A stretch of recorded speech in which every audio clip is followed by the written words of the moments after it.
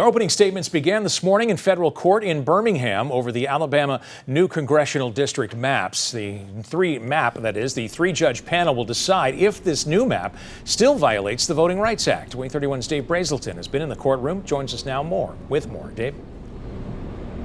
Dan, it was a packed courtroom this morning as the three-judge panel decided if the congressional district maps drawn this summer by a supermajority Republican legislator violate Section 2 of the Voting Rights Act.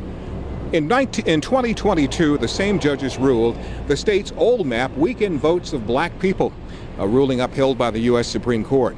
Federal prosecutors gave evidence that Alabama ignored the rulings of the U.S. Supreme Court that ordered the state to create at least 2 additional majority black districts in a state where 1/4 of the population is black.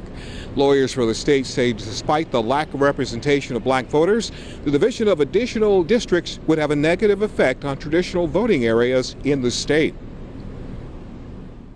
The state of Alabama mentioned that time has run out and that it's almost as if they're conceding that they understand that what they drew is not necessarily going to satisfy what the courts requested or their guidance.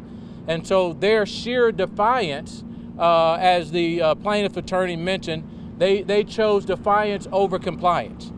It is very obvious that the state of Alabama is still defying this court as well as the Supreme Court ruling. What we want here today is fair maps that will represent blacks in Alabama. That's why we're here today. Well, closing arguments were heard this afternoon, and as a result, the judges have taken all this into decision, and they will have a decision by this Saturday at 8 a.m. And of course, we'll bring it to you on air and online at waytv.com. Reporting from the Hugo Black Federal Courthouse in Birmingham, Dave Brazelton, Way 31 News.